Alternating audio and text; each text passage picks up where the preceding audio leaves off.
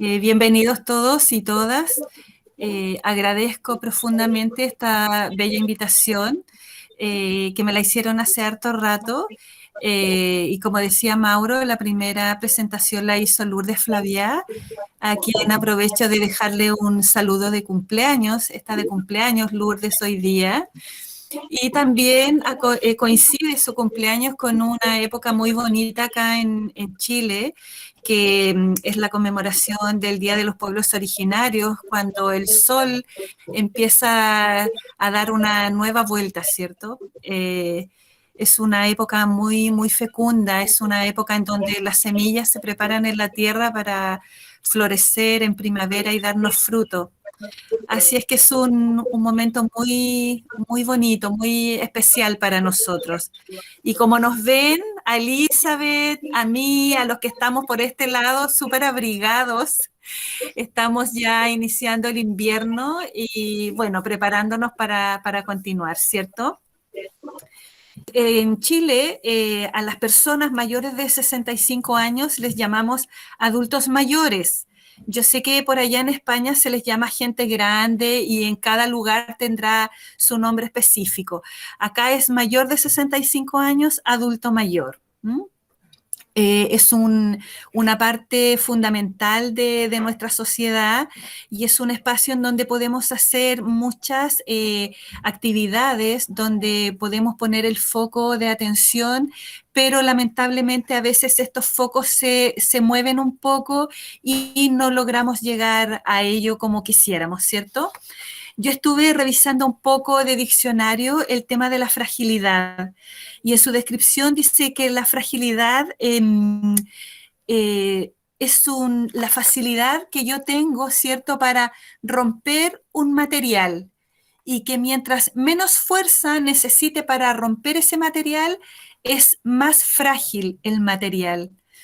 Entonces, hacía yo la relación con la fragilidad de los adultos mayores, de la gente grande, que se da, ¿cierto?, por una fatiga crónica que empieza a tener el cuerpo, ¿cierto?, por debilidad, por inactividad, por la disminución de la velocidad de la marcha y también por la pérdida de peso. El cuerpo físico del adulto mayor se hace frágil cada día más, cada vez que va pasando el tiempo, o sea, en la medida que va pasando el tiempo, nos hacemos más frágiles. Y digo nos hacemos porque inexorablemente en algún momento todos llegaremos a ese lugar. Por lo tanto, el tema de la vejez, del envejecer, del ser tata, abuelo, yayo, a todos nos va a llegar en algún momento. Por lo tanto, la idea, ¿cierto? La invitación es que ojalá, e incluso aunque parezca prematuro, el hacernos viejo debiera ser algo que se trabaje desde la primera infancia, con todos los aspectos transversales que puedan cruzarnos, por ejemplo, una buena alimentación, una buena salud física, hacer deporte, la salud mental, afianzar vínculos, tener redes, hacer trabajos en pro de que este crecimiento, ¿cierto?, no nos encuentre a medio camino, a los 40 años, diabéticos, hipertensos, dislipidémicos, con tantas enfermedades crónicas que se han ido poco a poco instalando en las sociedades, al menos en la nuestra, en la chilena, ¿ya?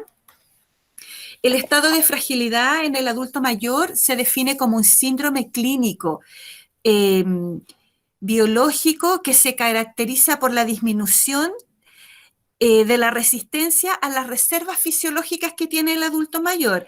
Y esto lógicamente es porque se va cansando el cuerpo y el organismo, por lo tanto, este cuerpo físico ya no puede responder a las habilidades que tenía antes. Quisiera, pero no puede. A lo mejor la mente, que es lo que le pasa a muchos de nuestros adultos mayores, que uno va a conversar con ellos, conversan muy bien, su cabecita está muy sana, pero el cuerpo como que va detrás, no le responde. Y eso provoca también muchas frustraciones, muchas penas, muchos enojos. Entonces, de ahí la importancia de poder ir trabajando estos aspectos, ¿cierto? De a poquito en distintas actividades y bajo distintas líneas de trabajo que tienen las políticas sociales en Chile. Hay una política del adulto mayor que habla del envejecimiento activo, que es un poco esto que yo les comentaba, que es el proceso por el que se optimizan las oportunidades del bienestar físico, social y mental durante toda la vida de la persona, con el objetivo de ampliar la esperanza de vida saludable. Por otro lado está el envejecimiento positivo, que es la creación dinámica de un futuro atractivo para las personas y para las sociedades. Porque sucede muchas veces que el adulto mayor está en su casa y fuera de su casa no hay cosas atractivas, no hay instancias que llamen su atención, que le motiven para que él busque fuera de su hogar, de su espacio, un lugar donde él pueda estar entretenido, divertido, donde pueda seguir creando. El adulto mayor es una persona que sí puede crear, que sí puede aprender cosas nuevas. Por ejemplo, hay muchos adultos mayores que en este periodo de pandemia han aprendido a usar el teléfono, el WhatsApp. Yo pienso en mi mamá que de repente, así como a una hora que uno ni se imagina, me entra una videollamada de mi mamá.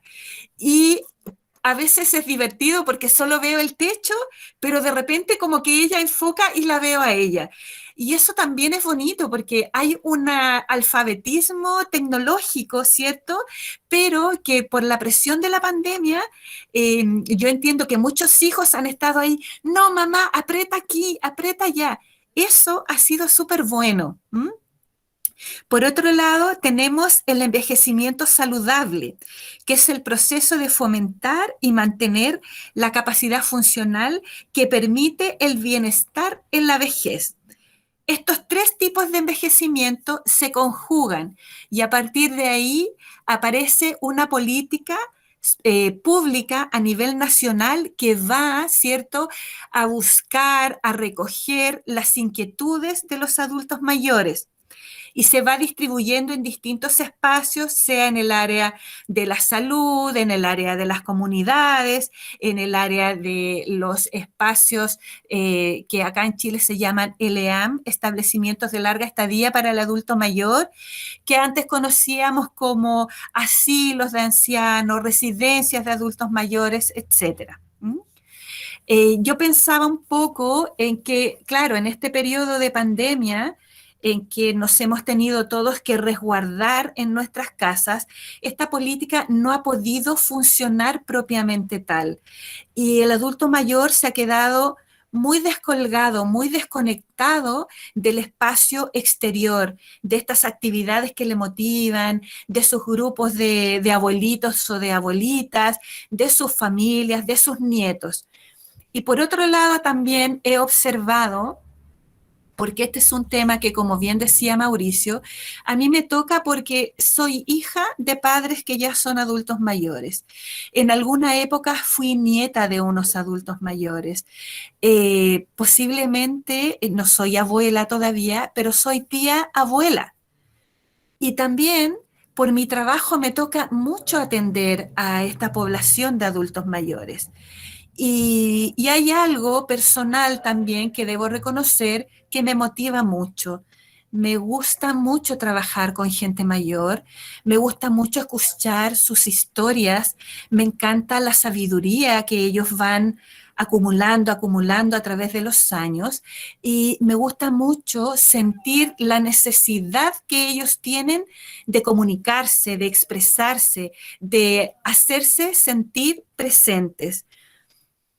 Siento que una de las cosas que más me ha complicado en pandemia es que para muchos hijos, lamentablemente, ha sido la excusa perfecta para continuar siendo hijos poco preocupados de sus padres.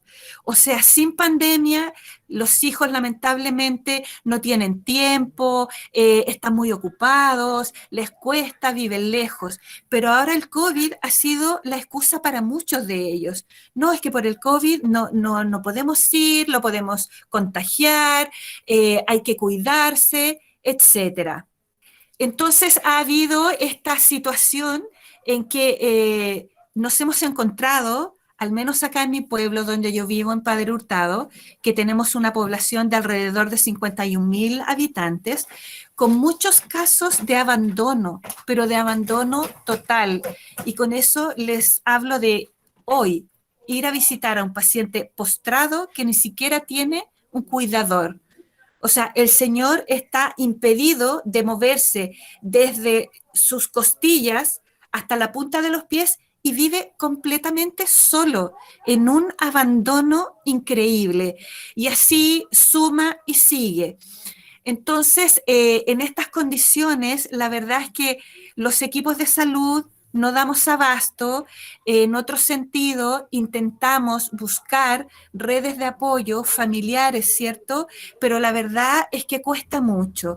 Y esto también tiene una explicación que tiene que ver con el cambio social, con esta modernidad que se ha venido desarrollando, ¿cierto?, a lo largo de los años y que ha hecho que la familia como núcleo, ¿cierto?, como célula base de la sociedad, se ha desintegrado prácticamente por completo.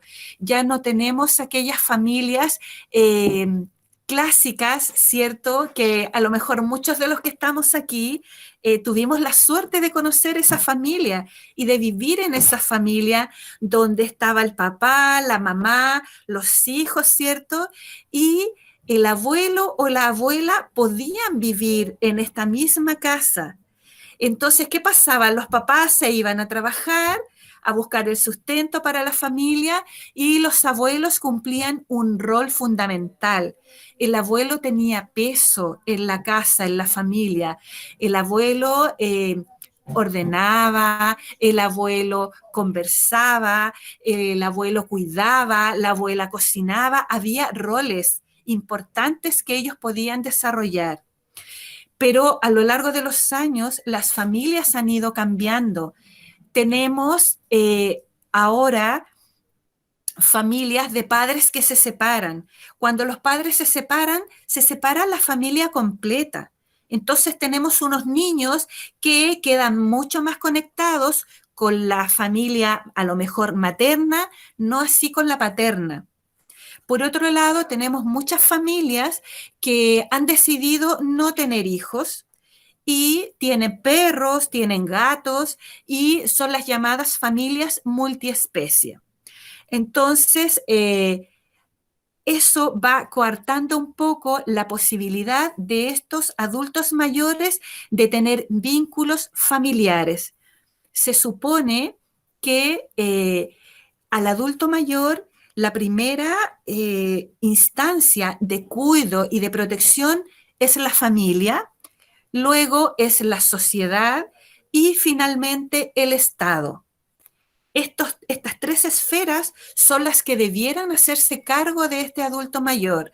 Sin embargo, vemos que muchas veces fracasa la primera esfera, que es la familia. Yo diría que es de las que más fracasa. Luego, la sociedad, porque la sociedad, hablo en este sentido muchas veces de vecinos o de amigos que dicen, oye, pero si ese señor tiene hijos, tiene hermanos, ¿por qué me tengo que yo hacer cargo si es solo mi vecino? ¿Mm? Y luego el Estado, que no da respuesta, ¿cierto?, a través de sus políticas públicas hacia las necesidades que tienen estos adultos mayores. Entonces, ¿qué sucede? El adulto mayor se queda en el aire, se queda solo, se queda triste, se queda abandonado. Tenemos la suerte que no todas las familias son de este estilo.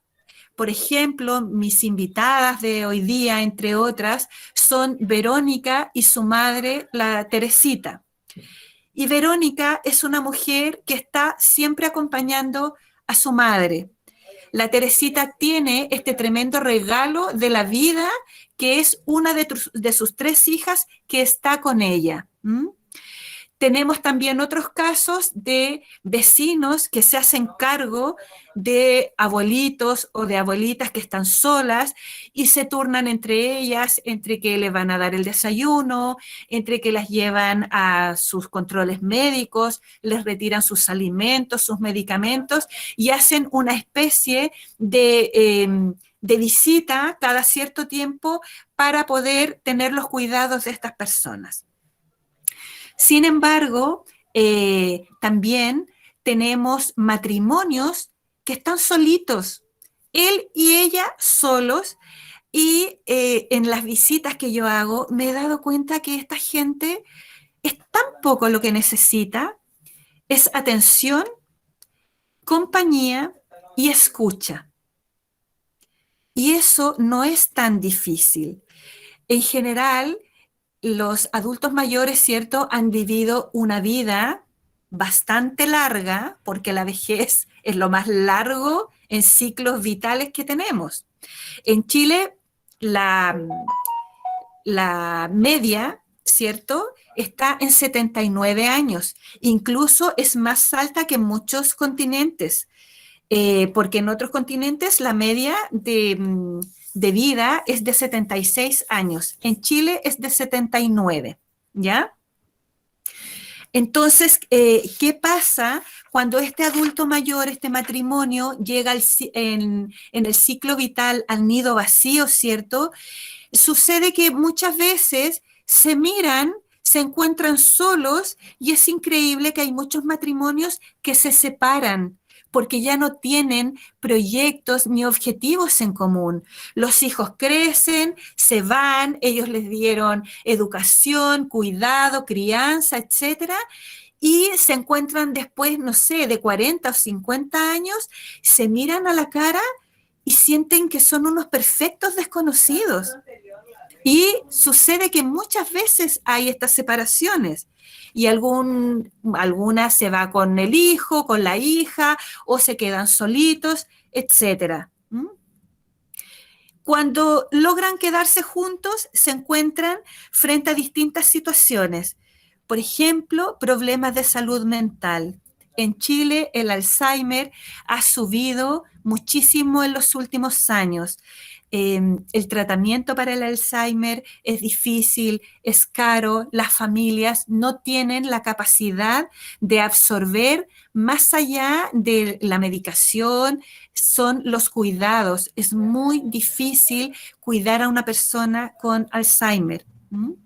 Por otro lado, llevar a las personas a un centro donde los puedan atender es carísimo y todos los que son, entre comillas, gratuitos, están saturados y con mayor razón ahora, con la situación de la pandemia, están cerrados, no están recibiendo a adultos mayores porque pueden venir con contagio, puede haber un brote. Hay muchos centros de adultos mayores que tuvieron que cerrar por lo mismo. O sea, yo tengo la experiencia acá en mi pueblo que había un centro de adultos mayores con capacidad para 15, había 45 y de esos fallecieron muchos en la primera ola de la pandemia. ¿Mm? Entonces, esa es la situación en la que nos encontramos hoy en día. Y por otro lado, en esta soledad que quedan los adultos mayores, se ven también muy afectados porque ya no tienen un rol fundamental que definir, ¿cierto? Eh, no tienen un trabajo, se deteriora el cuerpo físico y se deteriora también la mente, la cabeza. Y eso es re complejo.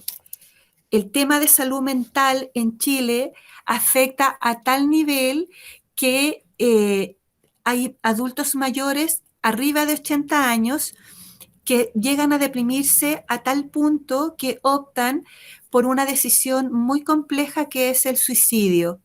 Y lamentablemente en Chile tenemos la tasa de suicidio más alta en el cono sur de América, que alcanza un 13%. Es más que en Brasil, que es alrededor de un 9,3%. ¿Mm? Y bueno, como les dije al principio, la población mayor ha venido para quedarse. Cada vez los matrimonios, ¿cierto?, tienen menos hijos y la esperanza de vida se ha ido corriendo la vara. Antes era los 74, ya estamos en los 79 y tenemos casos de gente que está regia, estupenda a sus 90 y algo de años. Nosotros tenemos acá en Padre Hurtado el caso de un señor que falleció el año recién pasado, con 103 años, con una cabeza impecable, lúcida, trabajaba cada día y estaba bastante bien, muy contento, y un día, bueno, falleció porque todos decían, es que, sabes que ni siquiera nos daba penita, nos daba alegría de haberlo tenido tanto tiempo, tan bien, haciendo un trabajo tan hermoso que era cuidar una plaza de acá del pueblo. ¿Mm? Entonces, otro tema importante a propósito de este señor, en Chile la mayoría de las personas jubiladas sigue trabajando de manera informal.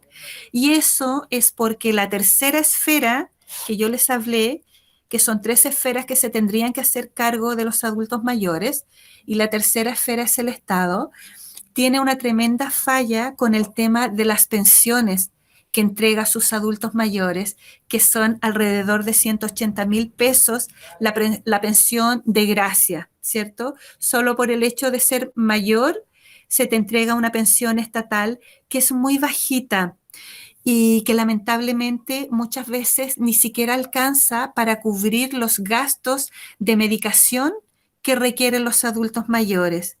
Si a eso le sumamos que hay otras enfermedades de base, otras patologías que necesitan una alimentación diferente, que necesitan a lo mejor algunas terapias diferentes, la verdad es que no da esa economía para mantenerse.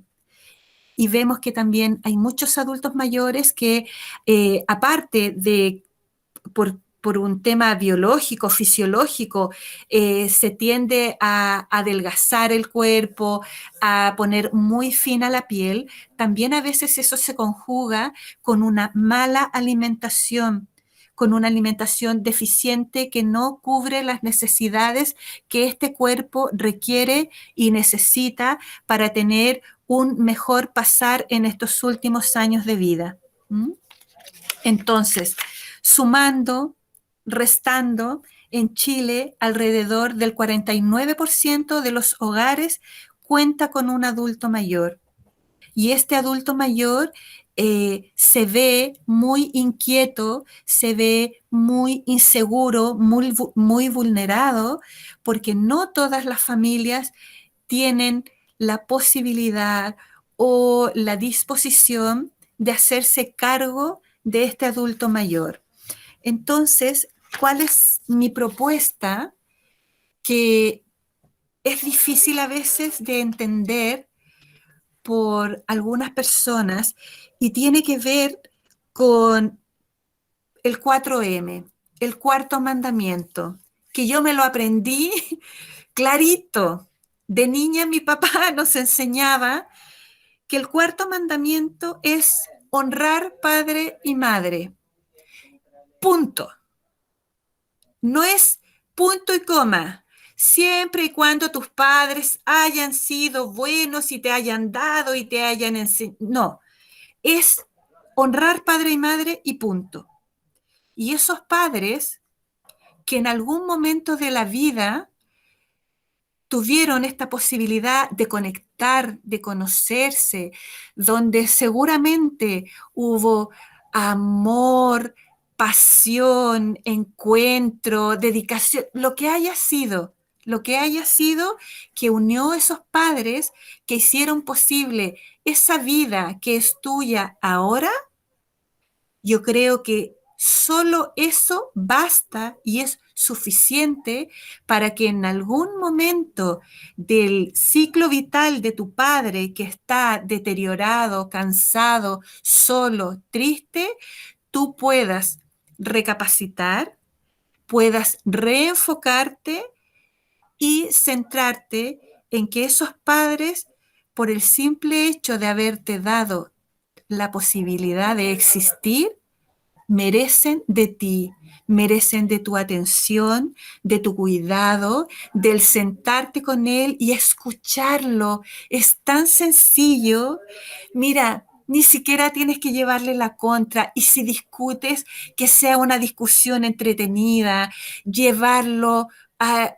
No llevarlo, no lo traigas donde ti, ve tú donde él, escúchalo, tenle paciencia, acarícialo. Los padres, cuando tú te acercas, se sienten queridos, cuidados. Los padres siempre van a decir que no necesitan nada. ¿Eh? Siempre ellos dicen, no, yo no quiero ser un estorbo, no quiero ser una carga, no quiero pedir. Cuando cuesta pedir, uno tiene que hacer fácil la entrega.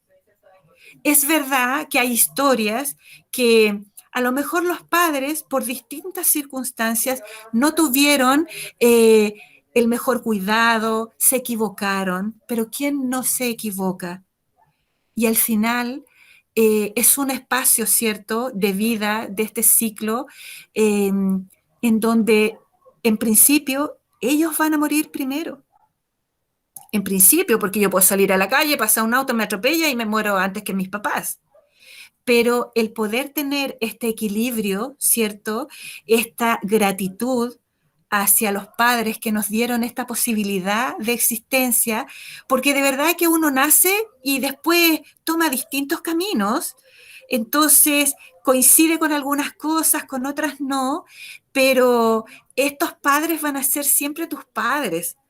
Eh, Aunque se mueran, van a seguir siendo nuestros padres y son parte de nuestra vida, de nuestra existencia. Entonces, siento que más allá de todo, más allá de la pandemia, más allá de la modernidad, más allá de las políticas públicas, yo como hijo o como joven también, porque no solo tengo la responsabilidad con mis padres, o sea, yo también tengo vecinos, también hay gente que por el trabajo me toca. Y es mejor que te toque con alegría, que te toque así como, en realidad no me gusta mucho. Yo me siento muy feliz cuando me toca visitar a mis viejitas y a mis viejitos, como yo les llamo, eh, o en mi calle, eh, cuando veo a las abuelitas que salen a caminar, saludarlas. La verdad es que es bastante sencillo. Y también hacerme el tiempo. Yo tengo dos papás que son los dos muy exigentes eh, y, y me hago el tiempo y la voluntad y lo disfruto mucho con ellos. ¿M? Entonces, yo siento, un poco para ir cerrando, que hay varias cosas que sí podemos hacer y que no necesariamente tenemos que estar enmarcados o en un grupo de gente mayor o en alguna organización. Lo podemos hacer con nuestros propios padres, con nuestros vecinos, con nuestros amigos adultos mayores. Por ejemplo, la convivencia intergeneracional. Si yo tengo un par de hijos o una hija, yo agarro a mi hija y se la llevo a sus abuelos. Mi hija es pequeña, no puede ella tomar una micro, un vehículo o ir sola a ver a sus abuelitos, pero yo sí la puedo llevar. Yo le puedo inculcar a mis hijos el amor, el cuidado y el respeto por los adultos mayores. Y a los adultos mayores les hace muy bien esta conexión intergeneracional. Conversar con gente, por supuesto, su grupo de pares, pero también poder compartir con gente joven y también con niños. Yo sé de unas experiencias que hay en Europa en que han puesto salas cunas, guarderías, en espacios donde residen adultos mayores. Y ahí se hace una convivencia preciosa, maravillosa porque también los abuelos son los padres a nosotros nos educan, pero los abuelos como que nos malcrían y nos consienten. Y eso es bueno también. ¿M? Después de que ellos críen, que malcríen, no, no pasa nada, no es complejo. ¿M? Por otro lado, también ejercitar a nuestros padres, por ejemplo, que todos los días salgan a caminar, que se den una vuelta en el patio, que puedan tener plantitas, que puedan, las que saben tejer, que tejan. Y si tu mamá te tejió, que a lo mejor se le fue un puntito, que a lo mejor no le quedó tan cuadrado como lo hacía antes, no importa. Pon el pañito en la mesa, ponte la ropita que ella te tejió, llévale plantitas, invítala de vez en cuando a caminar. No, no hablo de un tema económico, de que tengo que llevarla a un lugar caro. No. Si yo invito a mi mamá a que vayamos a la feria, a lo mejor va a estar contenta. Si me siento con ella a tomar un té y le pregunto de su vida, mamá, cuénteme, no sé, cómo se enamoró, se acuerda cuando usted me estaba esperando, o se acuerda cuando fue mamá por primera vez. Esas cosas son súper importantes porque además ayudamos a refrescar su memoria, las ayudamos a tener una línea de tiempo en que ellas puedan conservar una memoria intacta, a que puedan tener claridad de quiénes han sido. Es súper importante también el tema de las fotografías. En todas las casas hay fotos, aunque sean estas fotos de computador que vayan viendo. Es importante también no tratar a nuestros padres como niños, no, no hacerles todo, no decirle, no, mamá, yo lo hago, tranquila, toma, y le entrego todo hecho, porque los papás se sienten casi que inútiles. Yo también le tengo que dar responsabilidad. Si voy a cocinar, mira, mamá, tú puedes pelar estas papas, aunque no las pele bien, no importa. Eh, También cuando tenemos padre y madre, sentir y reconocer que ellos siguen siendo personas sexuadas y que ellos también tienen una sexualidad, porque uno cree que los papás ya vivieron su época y que no, no sé, que no se hacen cariño. No, ellos también tienen su intimidad, aunque sea tomarse la manito, dormir juntos. Yo tengo muchas experiencias de matrimonios mayores que se han sentido muy tristes porque los hijos dicen, ya, yo me llevo a mi mamá, tú llévate al papá. Y ellos se han tenido que separar y es muy triste. A veces es un esfuerzo enorme que se tiene que hacer, pero de verdad creo que hay cosas que se pueden suplir si volviéramos atrás y viéramos las crianzas, la educación que nos dieron nuestros padres, que antes, yo sé que, por ejemplo, mis papás no hicieron planificación familiar. Mi mamá tuvo 7 hijos porque se quedó embarazada esas 7 veces. Yo planifiqué y tengo 2 hijos, pero mis papás con todas esas condiciones, igual siempre hubo para todos. Se nos educó a todos en las mismas condiciones. Entonces, la verdad es que el día de mañana yo quisiera también que mis padres vivieran la mayor cantidad de tiempo juntos y que si uno se va primero y el otro se va después, ojalá se queden en su casa o si se va con alguno de nosotros, que sean las mejores condiciones. Yo creo que eso es lo que todos quisiéramos. ¿M?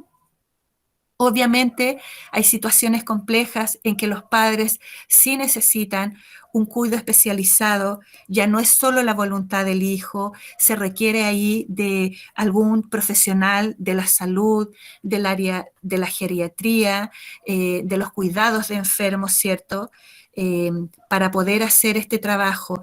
Pero la invitación es que mientras nosotros como hijos podamos tener a nuestros padres y abrazarlos y cuidarlos, hagamos el ejercicio de hacerlo, de no perder la paciencia, de mantener la calma, eh, de no tratarlos como niños, sino que más bien tratarlos como seres de derecho, que siempre nuestro techo para tratarlos sea los derechos humanos que hablan de la dignidad de cada persona. Solo por ser persona, solo por existir, tienen la dignidad con ellos y que sean dignos hasta el día de su muerte.